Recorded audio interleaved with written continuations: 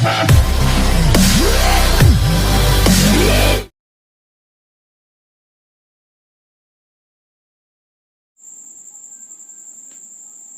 बच्चों, स्वागत है हमारे इस YouTube channel AKT chemistry class में। बच्चों, आज हम क्लास 10th केमिस्ट्री से जो हमारा चैप्टर नंबर 4 है, कार्बन और उनके यौगिक का, ये हमारा दूसरा वीडियो है। बच्चों, उस वीडियो में मैंने सीखा था कार्बन के बारे में, संयोजी आबंधन के बारे में, एकल, द्वि और त्रिसंयोजक बंधन के बारे में, और कुछ उनके Cl2 अणु का बनने की प्रक्रिया के बारे में मैंने सीखा था। बच्चों, आज हम सीखेंगे इसके बारे में कि सहसंयोजक यौगिक होते क्या हैं और ये कितने प्रकार के होते हैं, या सहसंयोजक बंधन कितने प्रकार के होते हैं, इसके बारे में। तो शुरू करते हैं कि सहसंयोजक यौगिक होता क्या है। देखिए,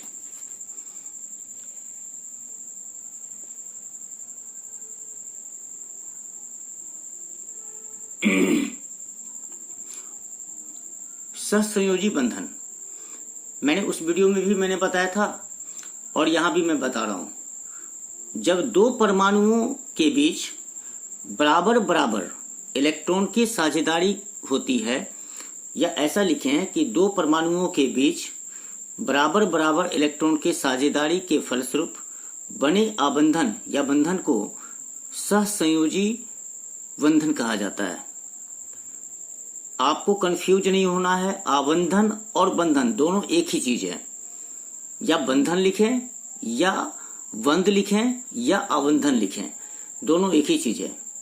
अब ये समझने की कोशिश करते हैं कि जिन यौगिकों में सहसंयोजक बंधन पाए जाते हैं उन्हें सहसंयोजक यौगिक कहते हैं। और ये जो सहसंयोजक यौगिक होते हैं ये दो प्रकार के होते हैं। बहुत ही इंपॉर्टेंट टॉपिक है। इसमें हम जानने की कोशिश करेंगे कि अध्रुवीय सहसंयोजक आबंधन क्या होता है। क्योंकि सहसंयोजी यौगिक दो प्रकार के होते हैं। एक होता है अध्रुवीय सहसंयोजक बंधन, जिनको इंग्लिश में बोला जाता है नॉन पोलर कोवैलेंट बॉन्ड। ठीक है, इनको बोलते हैं non polar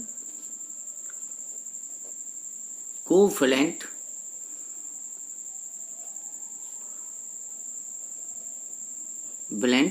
bond, covalent bond. और इनको बोलते हैं पोलर कोवैलेंट बॉन्ड। इनको क्या बोलते हैं? Polar covalent bond. इंग्लिश याद रखें या ना रखें, हिंदी आपको याद रखना अनिवार्य है, वो भी 10th क्लास में। चूंकि हिंदी मीडियम के छात्र हैं इसलिए हिंदी और इंग्लिश दोनों लिखते हैं, बहुत ही अच्छा है। लेकिन हिंदी में नाम इसका जरूर रखें कि अध्रुवीय क्या होता है और ध्रुवीय सहसंयोजक आबंधन क्या होता है। तो ये जो है हमारा, सीखते हैं कि अध्रुवीय क्या होता है। ठीक है, अध्रुवीय सहसंयोजी आबंधन क्या होता है। देखिए, जब दो समान परमाणुओं के बीच, परमाणु क्या होना चाहिए? समान हो जाए। यानी H2 है तो H2 के साथ, Cl है तो Cl के साथ ही जब दो समान परमाणुओं के बीच इलेक्ट्रॉन की साझेदारी होती है तब आबंधित इलेक्ट्रॉन युग्म का मतलब होता है जोड़ा, दोनों परमाणुओं के नाभिकों द्वारा समान रूप से आकर्षित होती है। यानी नाभिक जो है सो दोनों परमाणुओं के ऊपर समान रूप से आकर्षित करती है, जिसके कारण किसी भी परमाणु पर ध्रुव उत्पन्न नहीं होता है। ऐसे सहसंयोजी आबंधन को अध्रुवीय आबंधन कहते हैं। ठीक है, अब ऐसे समझ लीजिए कि कोई व्यक्ति नॉर्मल है लेकिन अगर कोई उसके ऊपर जादू टोना कर देता है तो उसकी स्थिति क्या हो जाती है, बिगड़ जाती है। यानी उसके ऊपर कोई आवेश आ जाता है जिसके कारण उसकी मनोस्थिति क्या हो जाती है, बदल जाती है। लेकिन जब उसके ऊपर कोई आवेश आता है, लेकिन यहाँ पे क्या है कि दोनों परमाणुओं में जो इलेक्ट्रॉन की साझेदारी हो रही है वो समान रूप में हो रही है, इसलिए यहाँ पे कोई ध्रुव उत्पन्न होगा ही नहीं, क्योंकि नाभिक जो होते हैं एक दूसरे को समान रूप से आकर्षित करते हैं। इसलिए ऐसे आबंधन को अध्रुवीय सहसंयोजी आबंधन कहते हैं। जैसे H2, Cl2, O2, N2 और F2 का बनना। एक एग्जाम्पल मैंने यहाँ पर सीधा लिया है हाइड्रोजन का। इसी प्रकार से होगा Cl2 में, इसी प्रकार से होगा O2 में। सिर्फ इतना ही होगा कि O2 में डबल बॉन्ड बनेगा, N2 में हमारा ट्रिपल बॉन्ड बनेगा। मैं एक एग्जाम्पल को लेकर मैं समझाने की कोशिश किया हूँ। अब देखिए H2 का मतलब है दो H, यानी एक H के पास एक इलेक्ट्रॉन, दूसरे H के पास भी एक ही इलेक्ट्रॉन, और ये दोनों साझेदारी एक एक इलेक्ट्रॉन का ही करते हैं। इसलिए इनके बीच H और सिंगल बॉन्ड H होता है, यानी H2 का निर्माण करते हैं। ये मतलब कि इनके ऊपर कोई आवेश, यानी इस इलेक्ट्रॉन के ऊपर जितना अधिकार इस H का है उतना ही अधिकार इस H का है, इसलिए इनके ऊपर कोई आवेश उत्पन्न नहीं होगा। आवेश तभी उत्पन्न हो सकता है जब एक मजबूत हो और एक कमजोर हो, तब उनके ऊपर आवेश उत्पन्न हो सकता है। अब जैसे मान ले कि हम दो व्यक्ति हैं और एक व्यक्ति बदमाश है, क्रिमिनल माइंडेड है, और जब हम उसको गाली देंगे तो वो क्या करेगा, हमारे ऊपर रिएक्शन करेगा। तो हम उसको, मेरी ये मनोदशा हो जाती है कि मैं उसके साथ मुंह ही नहीं लगाऊं, तो हमारे ऊपर कोई जो इफेक्ट ही नहीं पड़ सकता है। इफेक्ट तभी पड़ सकता है जब एक कमजोर हो और एक मजबूत हो।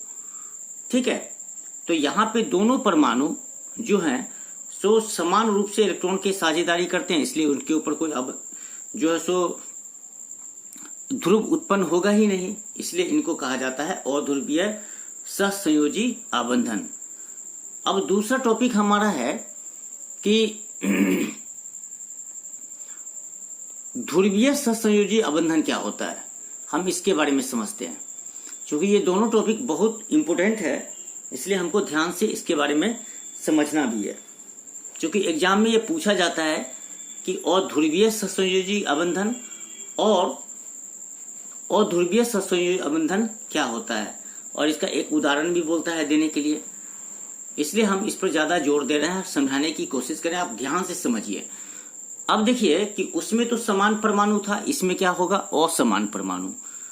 मैंने लिखा है यहाँ पे कि अध्रुवीय सहसंयोजी आबंधन जो होता है, यानी पोलर कोवैलेंट बॉन्ड, जब दो असमान परमाणु के बीच इलेक्ट्रॉन की साझेदारी होती है तब आबंधित इलेक्ट्रॉन युग्म अधिक विद्युत ऋणात्मक परमाणु, अर्थात जिस परमाणु में इलेक्ट्रॉन की संख्या अधिक हो, इलेक्ट्रॉन की संख्या क्या हो, अधिक हो, ठीक है, होती है।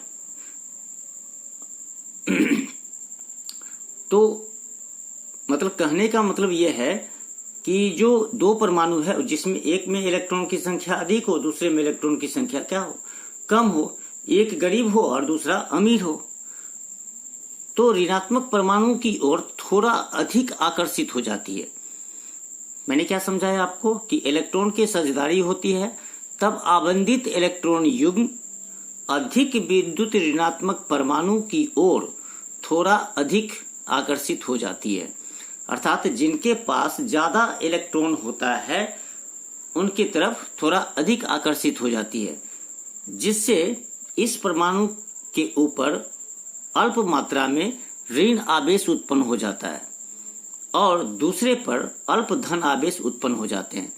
ऐसे संयोजी आबंधन को ध्रुवीय सहसंयोजी आबंधन करते हैं और अल्प का डिनोट करते हैं। अल्प को संकेत में हम डेल्टा माइनस से लगाते हैं और पॉजिटिव को डेल्टा प्लस से लगाते हैं, ठीक है।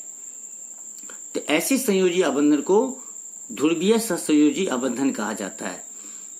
जैसे एग्जाम्पल में लिखेंगे HF का बनना, HCl का बनना, HBr का बनना।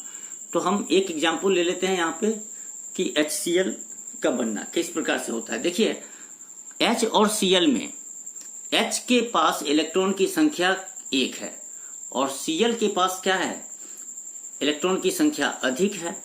तो हमने लिखा है यहाँ पे कि जिन परमाणुओं में इलेक्ट्रॉन की संख्या अधिक होती है वो क्या होंगे, विद्युत ऋणात्मक परमाणु होंगे।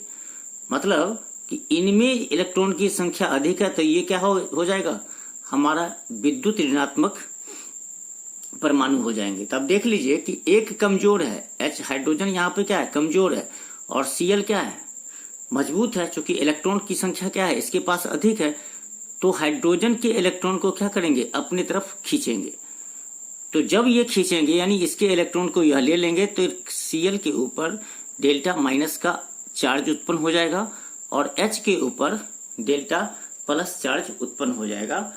और इसी को हम बोलते हैं ध्रुवीय सहसंयोजी आबंधन। तो आप जब ये क्वेश्चन में पूछा जाए कि ध्रुवीय सहसंयोजी आबंधन क्या होता है तो ये पूरा बात आपको लिखना पड़ेगा, इतना बात आपको लिखना पड़ेगा। अब है कि सहसंयोजी यौगिक के गुण क्या है। अब थोड़ा गुण के बारे में देख लेते हैं क्या क्या है। देखिए इनके क्वथनांक एवं गलनांक कम होते हैं, विद्युत के कुचालक होते हैं और ध्रुवीय एवं ध्रुवीय होते हैं, जो अभी हमने देख लिया यहाँ पे। ये प्रायः द्रव एवं गैस अवस्था में पाए जाते हैं। ठीक है, अब हम आगे चलते हैं कार्बन के अपरूप के बारे में। नेक्स्ट टॉपिक है हमारा कार्बन के अपरूप। देखिए कार्बन प्रकृति में विभिन्न रूपों के साथ भिन्न भिन्न रूपों में होते हैं। तो मैंने यहाँ पे डिफिनेशन लिखा है कि जब कोई तत्व प्रकृति में भिन्न भौतिक गुणों के साथ विविध यानी भिन्न रूपों में पाया जाता है तो इस घटना को अपरूपता कहते हैं और उस तत्व के विभिन्न रूप को अपरूप कहते हैं। ठीक है, अब हम ये समझें कि मतलब कहने का मतलब यह है कि जब कोई तत्व प्रकृति में विभिन्न रूप में, यानी बहुरूपिया का नाम आपने सुना होगा या देखा भी होगा कि कभी वो दुर्गा का रूप ले लेती है, कभी हनुमान जी एक ही व्यक्ति बन जाता है, कभी शंकर जी बन जाता है, तो वो होता है बहुरूपिया। तो ठीक उसी प्रकार से ये जो प्रकृति में भिन्न भिन्न रूपों में पाए जाते हैं।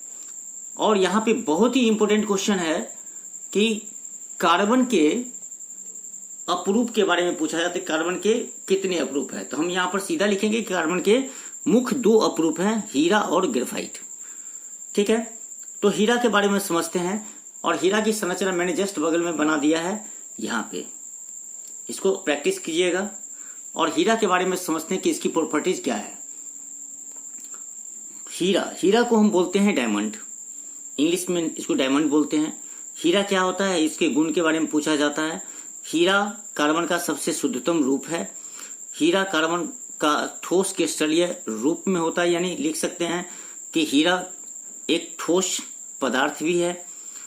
हीरा की संरचना चतुष्फलक होती है। यह विद्युत के कुचालक होता है और ऊष्मा का सुचालक होता है। इनकी संरचना त्रिविमीय होती है। ये जो संरचना है हमारा त्रिविमीय संरचना है और इसी संरचना को इस प्रकार से भी आप लिख सकते हैं, बना सकते हैं।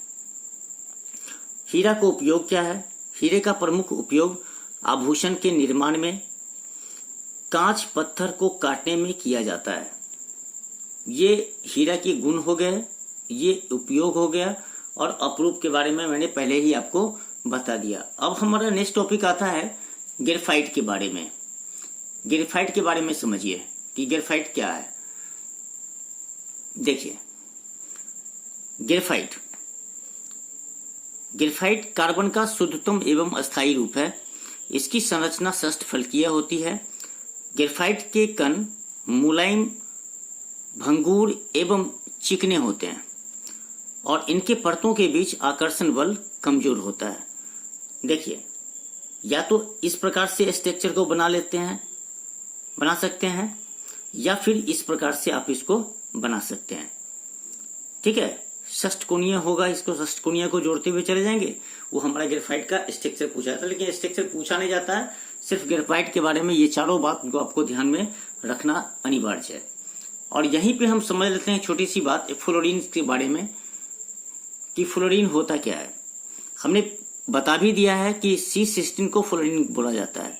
फ्लोरीन कार्बन अपरूप का ही अन्य वर्ग का सदस्य है। सबसे पहले C16 कार्बन परमाणु वाली फ्लोरीन की खोज हुई। इसमें 20 फलक, 20 षष्ठभुज और 20 पंचभुज होते हैं। कमरे के ताप पर यह काला ठोस होता है। कुछ फ्लोरीन्स विद्युत के चालक होते हैं और इनका द्रव्यनांक उच्च होता है। इनकी आकृति फुटबॉल के समान होती है, जो मैं आपको दिखाने की कोशिश करता हूं कि फुटबॉल के समान किस प्रकार से होता है। आप इसको समझिए कि फुटबॉल के रूप में किस प्रकार से यह पाया जाता है, और इसे बल्की बॉल के नाम से भी जाना जाता है। ठीक है, फ्लोरीन की संरचना के बारे में अगर कहता है तो आप इस तरह से दे सकते हैं। ये जो फुटबॉल का जो गेंद होता है, इस प्रकार से इसकी संरचना होती है। ठीक है, आप इसको प्रैक्टिस कीजिएगा, बनाइएगा कि फुटबॉल का किस, चूंकि इसी चीज को जोड़ते जोड़ते ये गोलाकार बन जाता है, ये हो जाता है फ्लोरीन। ठीक है, अगले वीडियो में हम इसके आगे का जो टॉपिक है हमारा, इसके बारे में जानने की हम कोशिश करेंगे, और उसमें हम सीखेंगे कि कार्बन की बहुमुखी प्रकृति क्या होती है।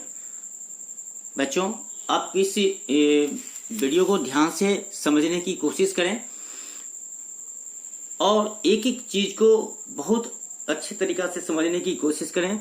फिर भी आपको अगर इस वीडियो में कोई परेशानी अगर होती है तो हमारी कमेंट बॉक्स में आप जरूर लिखें, हम उसको समझाने की कोशिश करेंगे। तब तक के लिए धन्यवाद।